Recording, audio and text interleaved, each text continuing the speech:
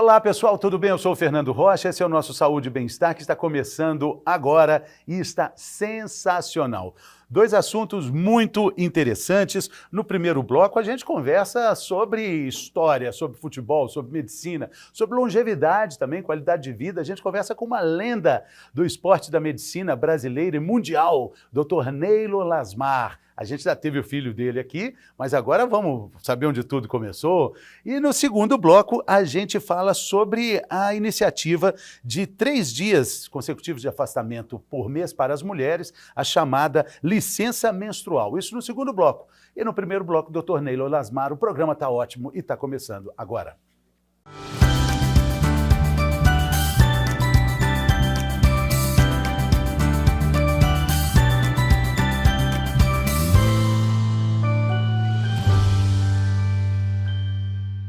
Muito bem, vamos falar de lenda do futebol, vamos falar de história, vamos falar de Dr. Neilo Lasmar. Quem é que não conhece? Brasileiros que gostam de futebol, pessoas ligadas à medicina, todas essas pessoas, todo esse universo sabe quem é, quem foi, quem ainda é Dr. Neilo Lasmar. Dr. Neilo tem uma carreira de 50 anos na medicina e foi muito importante também para o nosso futebol brasileiro. Bom, vamos conversar com ele, vamos sabendo mais sobre essa referência para todos nós. Bem-vindo, doutor. Que alegria recebê-lo aqui. Estamos muito felizes de ter o senhor conosco. Muito obrigado pelo convite, Fernando. Um agradecimento ainda maior a você, que conhecemos há muitos anos, né? Tivemos o prazer de conviver no esporte e também parabenizá-lo pela sua belíssima carreira no jornalismo. Muito obrigado, doutor. Estamos muito felizes. Já tivemos aqui o seu irmão, que é nefrologista, o doutor Euler Lasmar, já tivemos o filho, o Rodrigo, agora temos o pai. Eu queria começar falando, nós vamos falar de futebol, vamos falar da história do doutor Neilo no Atlético, 25 anos no Atlético, né? Trabalhou no Cruzeiro também, 8 anos no Cruzeiro. Mas na medicina, eu queria só dar uma embasada, o senhor tem títulos de referência que, assim, todo médico ortopedista gostaria de ter, né, doutor? Presidente de honra do Conselho Brasileiro, do Congresso Brasileiro de Ortopedia, né? Foi também professor da Faculdade de Medicina da Universidade Federal de Juiz de Fora. Né? Também, não, das Ciências Médicas. De Ciências Médicas. É. Sim, sim. Eu fiz a minha carreira toda na Faculdade de Ciências Médicas e galguei todos os degraus, desde professor auxiliar, professor assistente, professor adjunto, até fiz o concurso em 94 para professor titular e ainda sou o professor titular da ortopedia. E isso aí, só para a gente situar as pessoas que não... Professor titular é assim, é o máximo, é tão importante que o título de professor, ele vem antes do doutor, né? Ele é mais importante que o título de doutor, né? Quando é um professor titular, como a gente está vendo aqui o doutor Neilo, né? Há alguns anos mudou a nomenclatura. Antigamente era professor catedrático, né? E isso mudou totalmente a literatura, totalmente os conceitos. E o professor titular é o professor que comanda a sua disciplina. Então, eu fiz o concurso para professor titular de doença do aparelho locomotor. E aí fiquei até hoje, porque eu gosto muito da aula e eu gosto muito da minha querida Faculdade de Ciências Médicas. Ela fez uma grande parte na minha vida. Depois desses anos todos, eu fiz algumas dissertações, algumas conferências sobre a faculdade. E em 2014 eu tive a honra de ser convidado para ser o diretor-geral da Faculdade de Ciências Médicas. E agora eles me convidaram para o conselho diretor da FELUMA. A FELUMA é a Fundação Educacional Lucas Machado, é a mantenedora de todo o programa da faculdade, do hospital, do Instituto de Olhos, é a grande mantenedora e é o principal comando da instituição. Então eu vivo muito intensamente a Faculdade de Ciências Médicas, então tem esse carinho muito grande por isso. E o Rodrigo também ele foi meu aluno na faculdade, ele formou na Faculdade de Ciências Médicas, depois ele foi para São Paulo, fez a residência no Hospital das Clínicas, foi para o exterior, e quando ele voltou, ele já estava preparado para trabalhar com a gente. Rodrigo Lasmar esteve aqui, contou essa história, ele contou que o senhor disse, Rodrigo, vai para fora, vai para São Paulo, porque se você ficar aqui, você vai ser sempre meu filho.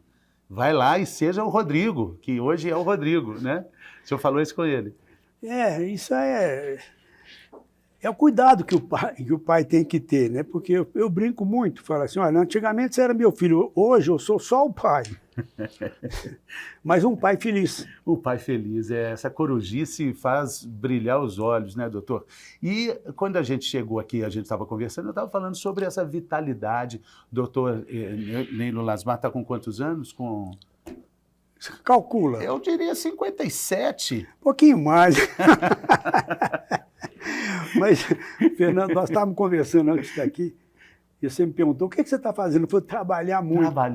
Trabalhando com alegria. Encheu a boca para dizer, trabalhando, com os olhos brilhando. E essa é, talvez, a maior receita de longevidade que a gente pode ter, doutor. Você até me deu uma ótima informação, né? Que o trabalho não é fardo, o trabalho é um elixir. É a receita de vitalidade dos japoneses da ilha, de uma das ilhas da Blue Zones, das zonas azuis, onde mais existem centenários no mundo. Primeiro mandamento, não pare de trabalhar, o trabalho não é um fardo. Isso é maravilhoso, né? Esse eu não esqueço mais, viu, Fernando? Não esquece não, por favor. Aprendi com você. E a gente antecipou a entrevista hoje, porque o doutor tem uma cirurgia daqui a pouco. E com a mesma determinação de um residente. Com o mesmo encanto da medicina. Encanto. É isso, Fernando. Eu não sei fazer outra coisa. Quando eu não tenho nada para fazer, eu vou estudar no consultório, vou ler. Eu vivo muito, intensamente, a medicina. A medicina, tanto da ortopedia como da medicina esportiva, né? Porque a minha carreira, ela ficou baseada em 2 pilares. A ortopedia, eu cheguei a ser o presidente da Sociedade Brasileira de Ortopedia em 2004, 2005, e a medicina esportiva, onde eu tive a sorte de trabalhar naquilo que eu gosto, que era o esporte. E aí a gente entra agora nesse outro capítulo. 25 anos de Atlético, seleção brasileira, Copas importantíssimas, junto com o Tele Santana, talvez o maior time do Brasil de todos os tempos, comparando aí com os times do Pelé, de Garrincha, da Copa de 70, que é a seleção de 82, né, doutor? O senhor estava lá, né? O senhor era o médico da seleção de 82, né? A seleção de 82 ficou eternizada. Quer dizer, todo mundo que cita futebol lembra da 82. Um time maravilhoso. Time, assim, eu nunca vi um time jogar tão bem, tão bonito igual essa seleção. Mas nós tivemos um pequeno problema que pesou. Uma semana, no último treinamento coletivo, terminando o treinamento, nós tínhamos um time que jogava Falcão, Cerezo, Zico, Sócrates, Luizinho, só tinha craque no time. E o centroavante era craque também, mais ou menos esse nível, que era o Careca. Jogador excepcional. Então, no finalzinho do treinamento, ele escorregou e abriu demais a perna, abriu muito a perna e começou a gritar. Começou a gritar, aí eu estava lá perto. Isso aqui ainda na Toca? Não, lá. Lá em Masbador, não. Era onde nós servíamos. Eu até esqueci onde que o local... A Copa foi na Espanha, né? Copa de 82. Eu não sei se foi perto do hotel Masbador, uma coisa assim. Estava num campo, gramado, tudo normal. Quando eu entrei em campo, que eu olhei, ele colocava a mão no adutor e eu comecei a examinar, comecei a fazer um teste. Falei, imediatamente, vamos sair do campo. Eu vi que era uma lesão importante, na hora, pelo exame físico, né? Aí cheguei no vestiário, eu examinei cuidadosamente e falei, Careca, você teve uma lesão grave, não vai dar para jogar a Copa do Mundo. Ele quase caiu da cadeira, caiu da mesa. Chamei o Tele, falei, Tele, notícia péssima, ele teve uma lesão do músculo adutor, uma lesão muito importante, não dá conta de jogar não. Eu falei, nossa senhora, aí. O time era entrosadíssimo com ele. Tava ali, a mão com mel ali. Aí ele falou assim, olha, isso é um assunto tão importante, vamos chamar o presidente da CBF aqui agora. Ele estava assistindo o treino. Era o Giulito Coutinho, você lembra? Giulito Coutinho, sim, claro. Aí eu expliquei novamente, falei, olha, infelizmente o Careca está fora da Copa. Essa lesão é lesão por uns 2 meses, no mínimo. Aí o Giulito falou assim, ô doutor, hoje é o último dia que nós podemos colocar outro. O senhor tem segurança disso? Eu falei, tenho. E firme, né? Ele falou assim, então, senhor, por gentileza, agora eu preciso de um atestado médico dizendo isso. Eu nunca mais esqueci o nome do Careca, sabe? Antônio de Oliveira Filho. Atesta que o atleta Antônio de Oliveira Filho, portador de uma lesão importantíssima do músculo adutor, não tem condições nenhuma de fazer exercício físico, no mínimo 30 dias, que era o período da Copa. Assinei, o Giulito era meio posudo, olhou assim e falou assim, doutor, isso é um risco, hein? O senhor está afirmando isso aí? Eu falei, o senhor precisa disso? Precisar, eu preciso. E se ele chegar lá para o São Paulo, eu jogar no São Paulo? E se ele jogar daqui 15 dias? Eu falei, bom, se ele jogar, a responsabilidade é minha. Naquela época não tinha ressonância, não. Era na mão. Tanto que eu brinco com o Rodrigo, isso hoje é mole, faz uma ressonância e vê. Eu brinco sempre. Aí ele falou assim, tá bom. E o Careca falava assim, doutor, pelo amor de Deus, não me corta não, eu nunca tive uma lesão muscular. Eu falei, ô Careca, pelo que eu estou vendo aqui, você não vai ter condição de continuar. Opa, é telefone de médico, tem que atender. Pode atender, de médico, doutor. Não tem. Pode atender, ver quem é. Tem não. Ver quem é, vai que é importante, doutor. Desculpe, viu, Nós gente? estamos aqui com o doutor Neilo Lasmar, o telefone está aqui, tocou, é de médico. Pô, o senhor está liberado para atender, doutor. O senhor está liberado. Aí, enfim, isso era 7 horas da noite, mais ou menos. Ele foi para o apartamento dele e eu para o meu. Você imagina que nessa noite eu não dava. A diferença hoje para aquela época, a imprensa participava, estava perto. Hoje você não consegue entrar no campo. Por isso que no campo o senhor fala, vão pro vestiário, porque aqui também é uma coisa de preservar, né? Exatamente. Se fosse hoje, estava tudo muito bem blindado, né? Muito, muito. Eu atendia a imprensa todo dia com todo o relatório. À noite já tinha notícia que Careca estava fora da Copa? Estava. Tanto que eu tive que dar esse atestado, porque tinha um prazo de, no mínimo, 1 semana para colocar outro. Ele convocou o Serginho Chulapa. Serginho Chulapa, trombador. Não tinha nenhum DNA ali com aquele time. Mas sabe o que foi? Eu fui para o meu quarto. Você imagina que eu não dormi essa noite, né?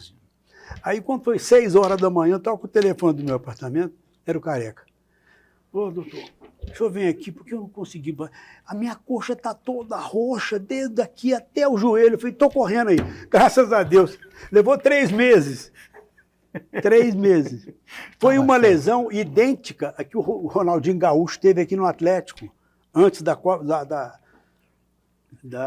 do Mundial de Clubes. Você lembra? Sim, sim. Ele, no mesmo local e no mesmo tempo.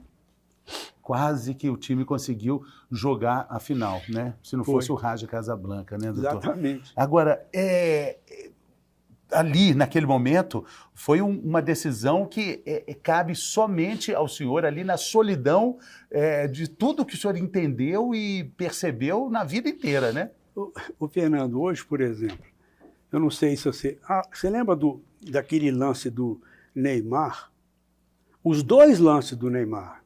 Aquele que teve aquela fratura de coluna, aquele é um lance que acontece com muita frequência. Ajoelhada nas costas. Jogo contra a Colômbia, ele sobe para disputar e toma uma ajoelhada nas costas. Mas aquilo acontece quase em todo jogo. Quando não é ajoelhada, é ombro, alguma coisa assim.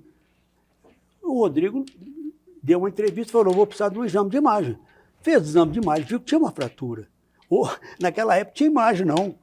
A imagem era a minha cabeça. Vai na dor, vai no que está vendo ali, conseguindo apalpar, no inchaço. E depois o edema confirmou isso. Ele não deve ter ido nem pensado em jogar no São Paulo antes dos 3 meses que eu tinha falado. Ele não jogou. Ficamos amigos. Ele ficou triste, eu também, né? Porque era um jogador... Todos nós, né? E todos nós. Mas ali, né, teve um fator também fantástico chamado Paulo Rossi, né, doutor? Naquela seleção ali, né? Nós perdemos gols ali, o Sócrates perdeu também ali. Ali podia estar o Careca em campo, que eu acho que dificilmente a gente ganhava da Itália. Esse é o Maktub, né? É. Paulo Rossi fazer 3 gols, nunca mais fez nada. Ele próprio já faleceu, né? Ele esteve no Brasil algumas vezes. Tem pouco tempo. Tem. Ele se desculpou, eu não gostaria, se fosse de vontade própria, eu talvez até nem faria, Olha, se pudesse voltar no tempo. Ô, Fernando, um lance que não me esqueço foi o lance que eles fizeram o 3º gol, foi um escanteio, que bateu, acho que bateu no Cerezo, escanteio. Eles bateram um escanteio para fora da área, não foi na área, eles um pouco para fora.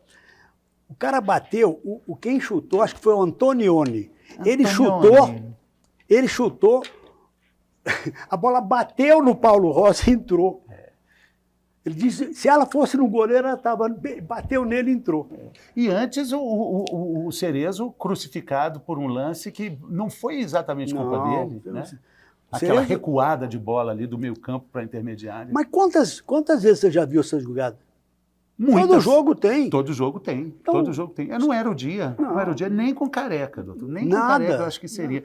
E aí acontece algo assim muito peculiar, né? A seleção, mesmo com a derrota, muito aprovada. Tele Santana tem a aprovação popular, é quase uma unanimidade que em 86, no México, ele deveria ser o técnico também. E claro, vai todo mundo, só volta lá para o México. Mas aí já tinha 4 anos a mais, né? Os jogadores já... 4 anos para um jogador de futebol pesa. A não ser que ele tenha 20 anos, 22. Sim, mas sim. Os mais antigos, eles já tinham caído um pouco de produção. Mas tinha gente muito boa. No meio campo tinha o Elzo, tinha o Alemão, tinha o Éder, né? E tem uma historinha do Elzo, depois que eu vou te contar. Atlético e Cruzeiro, essa depois conta. Deixa eu te falar da seleção. Tá, vamos lá. Depois, vamos terminar o capítulo de seleção, depois a gente vai para o capítulo do Atlético. Tem muita coisa para o doutor Nélio contar para a gente, inclusive aquele jogo da Serra Dourada. Mas vamos lá, seleção, agora 86. 86 também foi assim um desses jogos que nós não merecemos perder. Faltava acho que 7 minutos, 7 ou 8. Teve um pênalti contra a França. Você lembra disso? E o Zico, era a hora de... Teve o pênalti. Foi até, se não me engano, foi no branco, não sei. Teve o pênalti, se fizesse, nós estávamos classificados para a próxima. Não iria para os pênaltis, né? Não iria para a disputa de não iria. Não iria. Aí, pênalti. Ninguém quis bater. Ninguém quis? Deliberadamente? Ninguém quis, não. Sócrates, não, eu não. Júnior, eu não. O Zico era batedor oficial do Flamengo. Dificilmente ele pedia pênalti. Aí o Tele falou, conversa, vamos ver quem é que tem condição. Eu não. O Zico pegou a bola e bateu. O goleiro pegou. Vamos fazer o quê? Aí tem gente que fala assim, mas o Zico não foi campeão da Copa do Mundo. Eu respondo, azar da Copa do Mundo. Mas na cobrança de pênaltis, o Zico bateu de novo. E fez. Sabe um que perdeu, que foi uma outra coisa curiosa?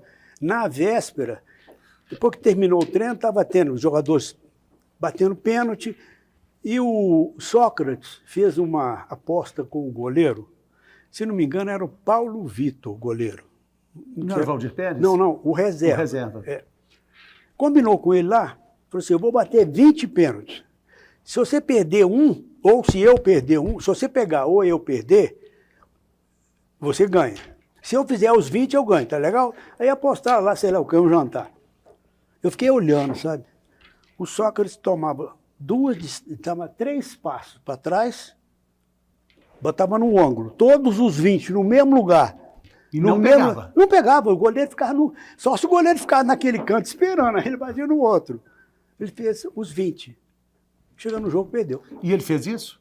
Ele bateu no ângulo? Não, mudou o negócio, bateu e perdeu. Aí ele foi mudar. Ele foi mudar. Existe uma teoria, meu pai, que foi presidente do Cruzeiro, doutor Dalai, ele tem uma teoria que o que o senhor está dizendo comprova isso. Ele diz que tem ali aquele ninho da coruja, tem aquele ângulo ali superior que ninguém pega. Não pega. Ninguém pega. Só se ficar ali esperando, né? Mas tem um risco, que se a pessoa tenta colocar ali e sobe um pouco, vai perder o pênalti. Quer ver um exemplo? Toninho Cerezo na final contra o São Paulo em 77. Verdade. Se não me engano, o Márcio Gugu também perdeu dessa forma. Márcio Paulada, Gugu, Joãozinho Paulista. É. Vai para cima, doutor. Se não souber muito, se não for muito peculiar a cobrança, vai para cima. Foi. E o João pegou dois pênaltis naquele jogo. E o emocional ali dos jogadores, que depois desse desgaste, perdeu o pênalti. Falando agora do Brasil, né? Brasil e França. Aí foi Platini, o Carrasco. Contou muito ali, o time ficou abalado por não conseguir liquidar a fatura no jogo, vai para as cobranças.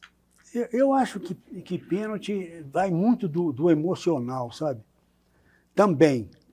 A responsabilidade do Brasil era maior que a da França, que naquela época o time do Brasil era o sonho de todo mundo. Estava vindo de 82 e tinha feito uma campanha na Copa maravilhosa em 86 Foi. também. Já jogando com o Careca, que fez o gol primeiro, você lembra? Contra a França? Ele que fez o gol. Jogando com o Careca, né? Se não me engano, ele é que fez o gol. A redenção dele. É uma coisa maravilhosa. Agora, tem um outro detalhe, Fernando. Na batida de pênalti, teve um lance que, na época, o Edinho, que estava jogando, do Fluminense, lembra do Edinho? Edinho, sim, lateral. Correu atrás do juiz. Zagueiro. Não, o quarto zagueiro. O quarto zagueiro. Correu atrás do juiz e falou assim, não pode, isso não vale, porque teve um jogador da França que bateu, o Carlos era o goleiro. O Carlos, a bola foi antes do Carlos, bateu na trave, o Carlos pulou para aqui, a bola bateu nas costas da trave e entrou. Eu tinha falado para o Aldir Pérez, estava confundido. Isso não vale. Isso não vale. Isso só vale se for pênalti durante o jogo. Mas na disputa de pênalti é um só. Tocou na trave, não entrou, acabou. O cara não pode chegar e fazer de novo. E ninguém sabia? O Edinho sabia. E aí ficou aquela confusão e tal. Acho que o juiz também, aquilo era uma coisa nova, não fez nada, né? Isso aqui passou. Isso aí é um registro. Hoje numa disputa de pênalti não passa. Eu lembro direitinho, o senhor está falando, eu estou vendo essa imagem. Não era para ter confirmado o pênalti. Mas é aquilo, né? Que o futebol é mágico, é fantástico, é sensacional, por isso mesmo, né? Agora, falando dessas grandes emoções, né? 25 anos de Atlético, né? Falei da disputa de 77, a grande trajetória meteórica do Reinaldo, né? O senhor acompanhou ali. Outro dia vi uma entrevista do Reinaldo, ele falando com tanto carinho do senhor, que ele foi em médicos equivocados, ele foi um médico, vou dizer aqui entre aspas, um charlatão que proibiu ele de fazer outros tratamentos. Aí ele falou assim, ainda bem que eu tive tempo de conhecer o Dr. Neylor, que ele interrompeu tudo aquilo que eu estava fazendo e ele dedica um pouco o que ele conseguiu viver depois, né? Porque se estrupiou muito cedo, né, o joelho, né, doutor? Queria que o senhor contasse isso aí, como é que o senhor interrompeu o que seria uma carreira mais curta ainda do Reinaldo, né? O caso do Reinaldo foi um dos jogadores mais, assim, que sofreram lesões. Porque ele, com 13 anos, ele já tinha, naquela época, lesão de menisco, que tirava o menisco inteiro. Isso, com o tempo, dava uma artrose, uma série de coisas. Ele tinha operado esse joelho e eu estava no Cruzeiro nessa época. Aí o Atlético fez uma proposta para mim e acabou me levando para o Atlético. Aí juntou a fome com vontade de comer. Eu falei, bom, eu vou para o clube que eu amo. Porque quando eu fui fazer a primeira entrevista que ano era isso? Com o Felício Brandt, um dos maiores presidentes do Cruzeiro,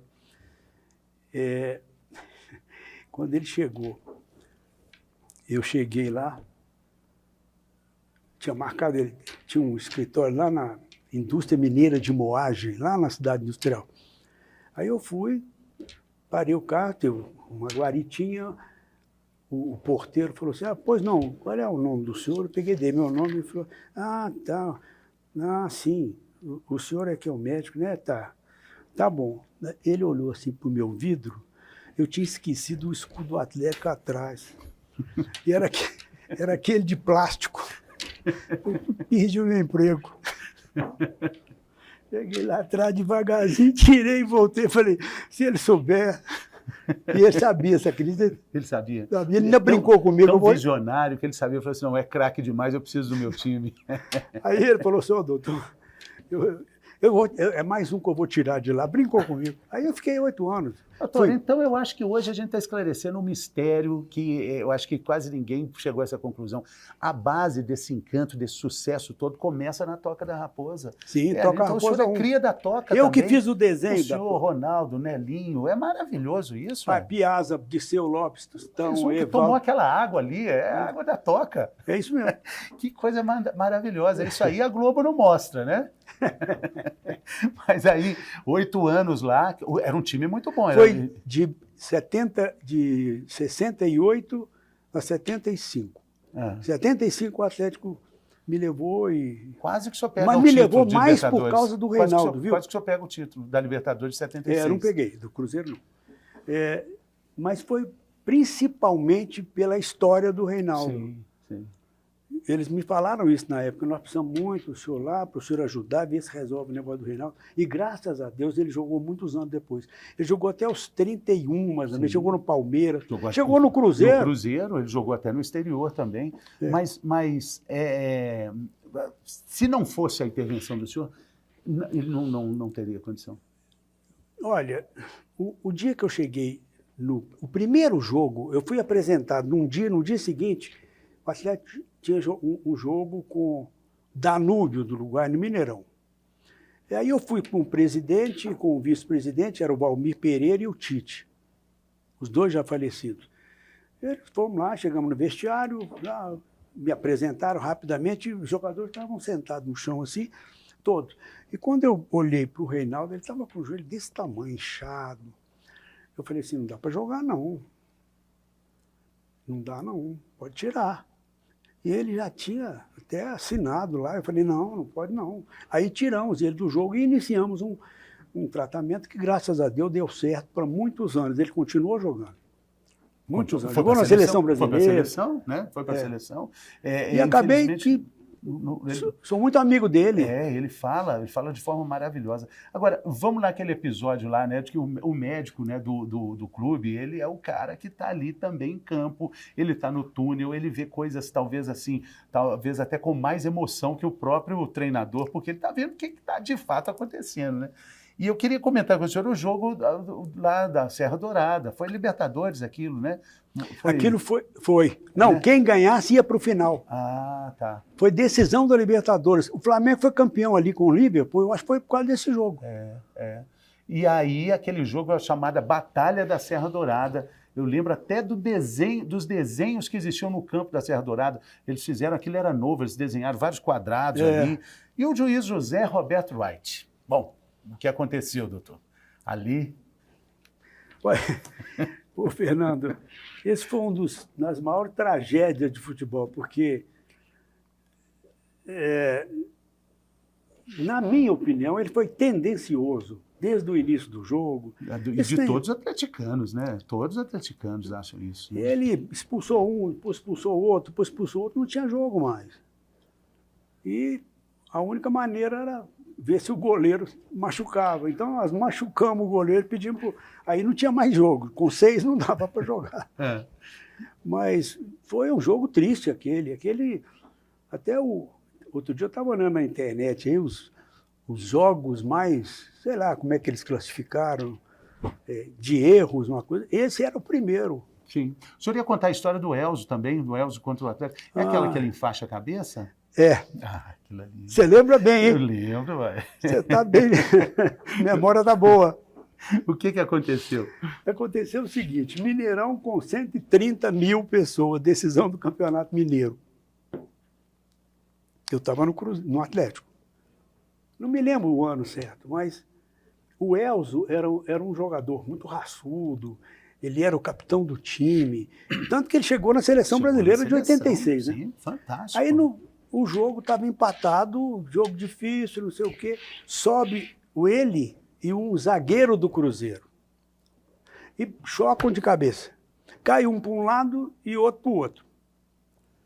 Aí eu corri lá, ele sangrava, abriu o supercílio grande. Ele sangrava e tal, e eu tentando segurar. Naquela época não tinha gorro igual tem hoje, não. Gorro de natação, né? É uma boa E ideia, olhando, né? e olhando para o lado. Eu olhando o médico do Cruzeiro, olhar o jogador dele. Tá, que também estava sangrando. Tava. Aí, ele falou, ai, tá doendo, não sei o quê. Aí, enquanto eu estou fazendo aqui, o médico do Cruzeiro... Era o doutor Ronaldo? Assim, muito amigo meu. Doutor Ronaldo Nazaré. Ele falava assim, ó. Aí o Elton falou assim, eu vou sair, eu não aguento mais. Eu falei, você vai aguentar, você é o capitão do time, cara. Nós vamos ganhar o campeonato com isso. Você vai voltar assim. Aí chamei o Gregório, você lembra do Gregório? Gregório. Dá uma faixa aí, Gregório. Peguei e enfaixei a cabeça dele inteira. Cabeça inteira, assim, bem ajustada, assim, parou. Aí eu falei, Gregório, você tem mercúrio cromo? Eu não usava mercúrio cromo. Mercúrio cromo, eu acho que não usava mais. Eu falei, por acaso eu tenho um vidrinho aqui, me dá aí. Peguei e joguei na camisa dele assim. Quando ele saiu, a torcida do Atlético quase caiu dentro do campo pensando que era sangue. Foi capa do placar. O Atlético foi campeão. O senhor fez igual o Rojas fez, então, né? Aquele goleiro não, aquele, que cortou. Aquele que jogou foi sinalizador, né? Não, aí ele cortou com o negocinho, né? A cara, falou que o sinalizador pegou, né? Mas aí virou o deus da raça. E nós ganhamos o campeonato, 1-0. Foi para prorrogação, e ele jogando com aquele negócio, todo manchado de mercúrio cromo, pensando que era sangue. E aí aumentou a raça dele. Uai, no dia seguinte, capa do placar. Ele com esse negócio todo molhado, assim, a raça do Elzo. Que coisa. O Elzo é da cidade de Machado, lá no sul de Minas, perto de Eloy Mendes. Ainda falo com ele às vezes. Gente finíssima, muito bacana. Poxa, doutor, eu ficaria aqui até amanhã de manhã, de tarde, conversando com o senhor, mas o telefone já tocou, o senhor tem cirurgia, vamos continuar essa prosa outro dia. E queria agradecer demais, dizer que a gente aqui é muito fã da família inteira, do irmão, do filho, do pai, de todos, viu? Muito obrigado e vida longa para todos os integrantes da família. Muito obrigado, viu? Valeu. Muito obrigado a você, ao Paulo César, ao Gustavo, e toda vez que você precisar, com o maior prazer. Principalmente você, uma figura tão simpática e então, assim, vivemos juntos nessa época. Vivemos juntos, Você está com a cabeça muito boa, viu? Valeu, muito doutor. Boa. Muito obrigado. Tá? Boa sorte para o senhor. Muito obrigado. E a gente vai fazer um rápido intervalo e daqui a pouco a gente volta com mais saúde e bem-estar.